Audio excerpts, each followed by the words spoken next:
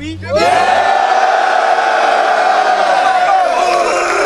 Yo, quand je dis word up, vous dites word up, word up! Word up! Vous entendez l'ambiance survoltée de la première ligue de rap battle a cappella francophone au monde. Les rappeurs afro-américains des années 80 sont à l'origine de ce combat de mots qui est maintenant en plein essor à Montréal. Filigrane, le fondateur du Word Up Battle, nous explique les technicalités. Premier règlement, c'est que c'est le respect qui est la base. On demande aux gens qui viennent participer de toujours garder en tête que c'est une discipline artistique, que c'est pas juste des insultes pitchées par la tête. C'est-à-dire qu'on veut pas de débordement, on demande aux gens de pas se toucher, on demande aux gens d'arriver préparés, de faire ça avec sérieux. En gros, c'est un combat, c'est 3 rondes de 1 minute chaque. Donc, chacun des participants amène 3 versets de 1 minute. Puis, il y a la chance d'avoir une prolongation d'1 minute, chacun additionnel encore. Puis, à la fin des 3 rounds, il y a des juges qui choisissent le gagnant.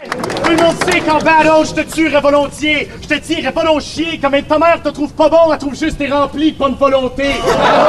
Vulgaire, vétéran et pionnier du rap québécois, nous livre sa passion pour le combat de mots. Pour moi, ce genre de compétition-là, ça représente vraiment l'essence du hip-hop. C'est compétition dans un esprit amical, mais c'est celui qui est plus mat sur ses mots. Il y en a qui sont là, pour résumer, à cause de leur réputation puis de leur nom, du chemin qu'ils ont fait, puis il y en a qui sont là à cause, tout simplement, qui ont déjà fait leurs preuves dans le milieu, puis j'en ai entendu parler. Puis il y en a d'autres même que ça serait tout simplement parce que j'ai l'impression que ça va faire parler, que c'est un bon show. Le titre de combattant n'est pas à la portée de tous et requiert certaines habiletés.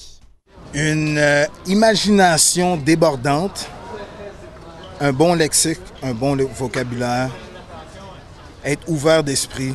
Je sais que j'arrive de nowhere, mais quand tu rappes, I don't care. Quand ça blonde monsieur, ça pompe plus que mes I care. Pour nous, dans les Word Up, on essaie de garder toujours en priorité le MC, le participant, l'artiste. C'est-à-dire que le micro aiderait fortement la foule à mieux comprendre, mais est-ce qu'il aiderait l'artiste dans sa recherche de dépassement? Je ne suis pas certain. Je pense que, il y en a qui s'en serviraient comme béquille, qui au lieu d'apprendre à porter leur voix puis à maîtriser vraiment une foule de 500 personnes, mettons, ils utiliseraient le micro. Puis de 2, je pense que ça restreint dans les mouvements, dans le côté théâtral de l'affaire. T'es parti du Québec, t'es juste bon pour les défaites, t'es un traître, un malhonnête, je vous présente Mike comme ça règle.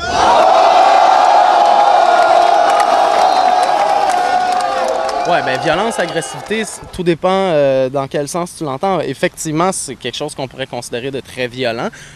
Par contre, ça reste une mise en scène de violence. Après, est-ce qu'il y a moyen qu'une violence soit contrôlée de façon à faire de cette violence-là une discipline, un canal d'expression? Moi, je pense que oui.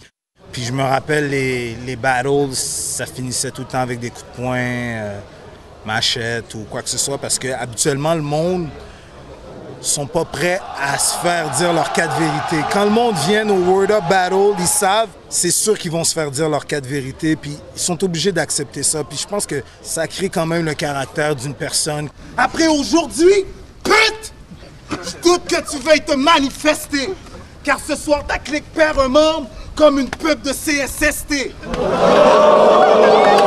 Quand t'es à l'extérieur, t'es le meilleur du monde, mais quand t'arrives dans le cercle, la pression, elle écrase, puis souvent tu perds des mots, tu perds des phrases, des tournures de phrases que tu voulais exposer au public.